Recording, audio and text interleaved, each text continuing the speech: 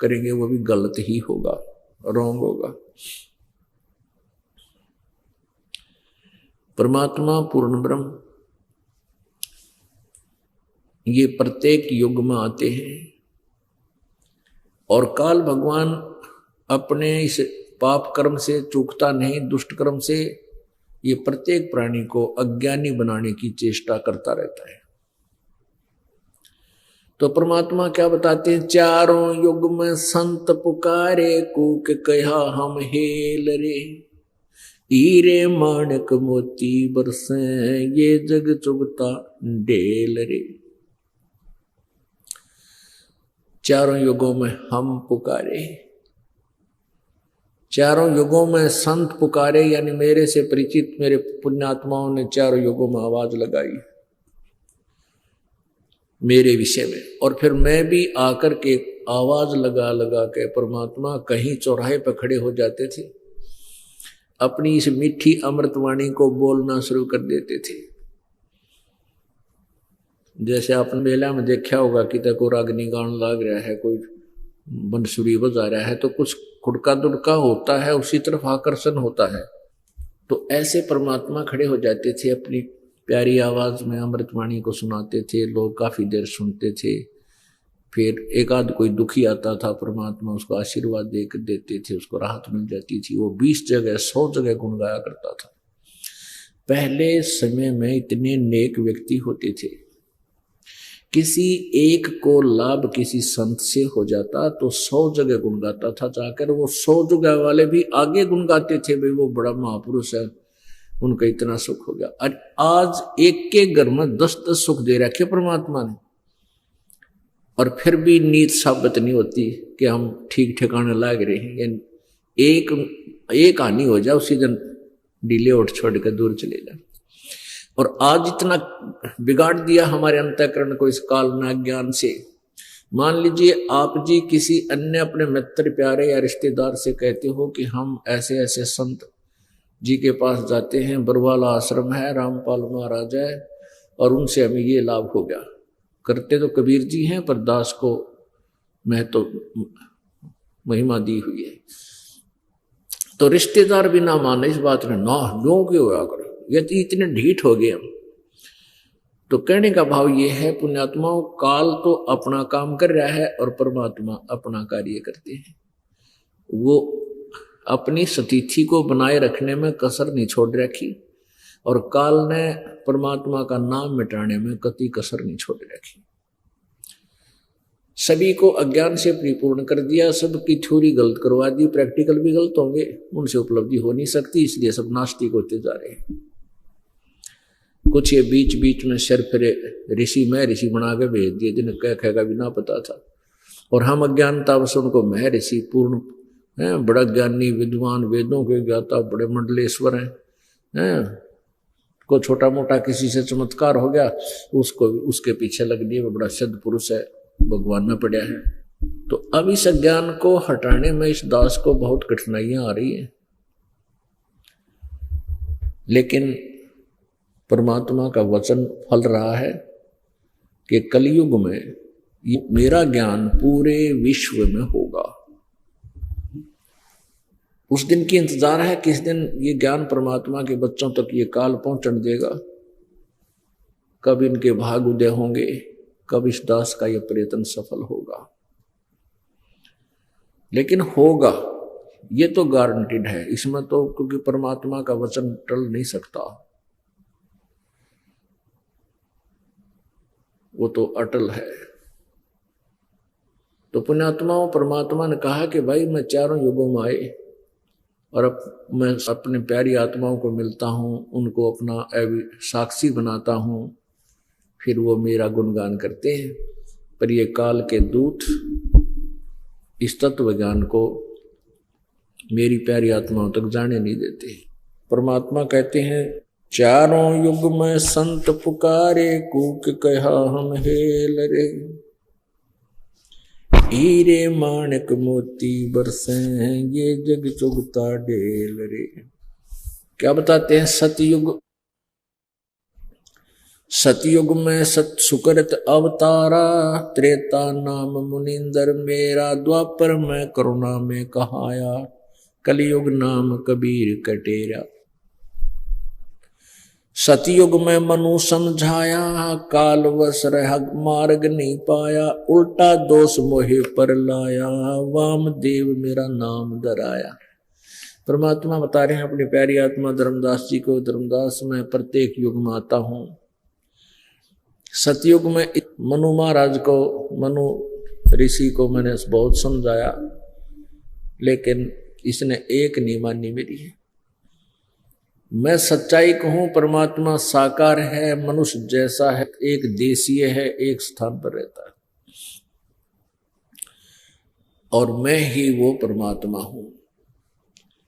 लेकिन मनु जी ने मेरे को वामदेव कहना शुरू कर दिया। देव माने परमात्मा, वाम माने उल्टा,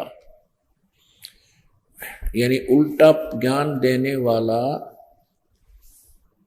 मेरा नाम रख दिया। त्रेता में नल नील चेताया, लंका में चंद्र विजय समझाया, सीख मंदोदरी रानी मानी, समझा नहीं रावण अभिमानी। कहते हैं त्रेता युग में जब हम आए, नल और नील नाम के दो भक्त, इनको समझाया, और लंका में चंद्र विजय नाम का राजा था, उसको भी हमने ज्ञान दिया। राजा नहीं था, चंद्र विजय नाम का एक भाट था, उसको समझाया। और सीख मंदोदरी रानी मानी, समझा नहीं रावण अभिमानी। रावण की पत्नी मंदोदरी जी ने मेरा ज्ञान, मेरी बात को स्वीकार किया, लेकिन ये रावण अहंकारवश, रावण ने नहीं मेरी बात को स्वीकार किया। विभीषण कीनी सेवा हमारी, ताते हुआ लंका छत्रधारी। ये विभीषण ने भी मेरी बात को स्वीकार किया, मुझे गुरु रूप में स्वीकार किया, मेरी सेवा की, जिस कारण से उसको लंका का छत्र उसके सिर पे रख दिया, ताज, यानी लंका का राजा बनाया। 3 दिवस राम अर्ज लगाई, समुद्र प्रकट युक्त बताई, नल नील की शक्ति बताई, नल नील में मस्ती छाई। उन नहीं कीन्या याद गुरुदेव, ताते हम शक्ति छिन ले, नल नील को लगी अंगाई, ताते पत्थर तेरे नी भाई। मैं कीने हल्के वे पत्थर भारी, से तू बांध रघुवर से ना तारी। दीने शरण राम जब मोरे, लक्ष्मण ने 2 होकर जोड़े। अब परमात्मा ने 600 वर्ष पहले ये सारी कथा बताई थी।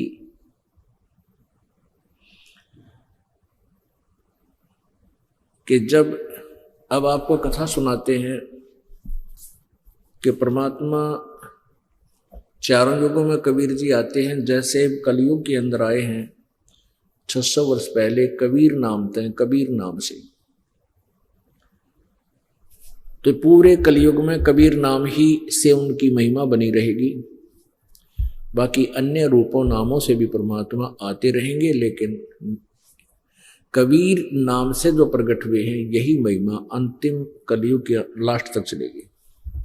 ऐसे ही सतयुग में परमात्मा सत्सुकृत नाम से आए थे और आते भी हैं, ऐसे ही प्रत्येक युग में ऐसे ही आते रहे। और उसमें मनु को मिलते हैं। ये मनु, व्यास आदि जो उपाधि हैं, ये आत्माएं बदलती रहती हैं, इनकी ये उपाधि बनी रहती है, पोस्ट। तो परमात्मा मनु को मिलते हैं, मनु जी से बहुत कुछ समझाने की चेष्टा करते हैं, क्योंकि मनु को बहुत से अन्य ऋषि लोग भी आदर देते हैं, उनके ज्ञान को सत्य मानते हैं। परमात्मा ये चाहते हैं कि ये मनु समझ जाए तो शायद सभी मेरी बात को मान लें।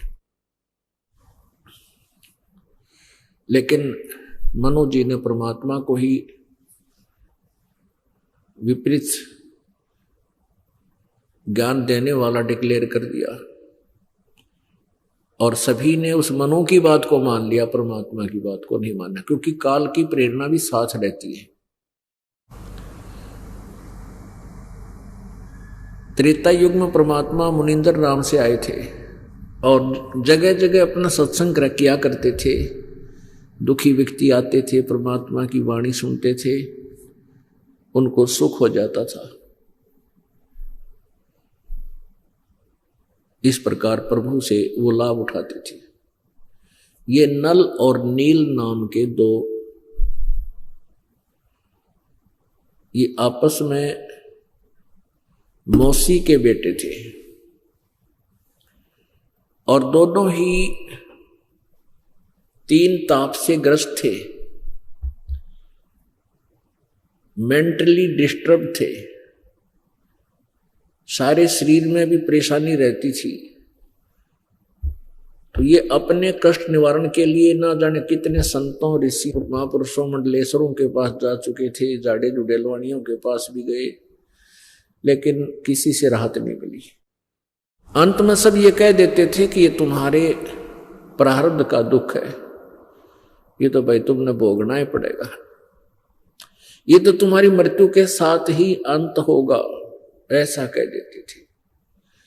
लेकिन फिर भी परमात्मा की चाह, परमात्मा से कष्ट निवारण करने की का उद्देश्य समाप्त नहीं होता,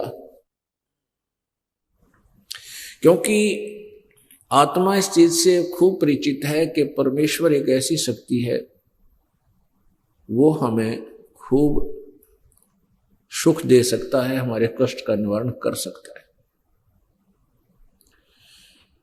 एक दिन वो हताश हो चुके थे, ये सोच लिया था कि अब तो हम मृत्यु इसी कष्ट में होनी है। फिर भी साधु संतों का कहीं भी सम्मेलन होता था, वहां पहुंच जाया करते थे। एक बार परमात्मा कबीर जी वहां सत्संग, एक दरिया के किनारे सत्संग कर रहे थे, तो नल और नील भी वहां पहुंच गए। पहले सत्संग सुना, फिर आशीर्वाद लेने के लिए आए। आशीर्वाद लेते ही उनके कष्ट दूर हो गए, जो उनको प्रॉब्लम थी शरीर में वह नहीं रही। तो नल और नील के खुशी का ठिकाना नहीं रहा। आश्चर्यचकित हो गए कि जिस कष्ट को प्रारब्ध कष्ट बताया जा रहा था और पाप कर्मों का दंड बताया जा रहा था, जो अक्षमा नहीं हो सकता ऐसा कहा जा रहा था, आज वो दुख नहीं रहा। दोनों चरणों में गिर गए और फूट फूट कर रोने लगे। परमेश्वर कबीर जी ने कहा, बेटा क्या आपत्ति है, क्या कारण है, तुम इतना बुरी तरह क्यों रो रहे हो, बताओ क्या दिक्कत है। रोते रोते आंखों में आंसू भर के कह रहे हैं, प्रभु जो दिक्कत थी वो अपने दासों की दूर कर दी, अब हम तो खुशी में रो रहे हैं कि हम जिस शक्ति को ढूंढ रहे थे आज सब तय मिल गई। फिर अपनी सारी राम कहानी बताई, हम ऐसे ऐसे दुखी थे। पूरा खड़ा होकर के पूरे वहां उपस्थित सैकड़ों की संख्या में जो भगत श्रद्धालु आए हुए थे, उन सब के सामने अपनी दुख भरी कहानी सुनाई। हे परमात्मा, हमने तो ये सोच लिया था कि ये ऐसे ही भुगत भुगत के मरना होगा। जब ऐसा सुख हो जाता है फिर ज्ञान में भी रुचि आती है। फिर परमात्मा का वो ज्ञान सुना। प्रभु ने कहा, बेटा सेवा किया करो,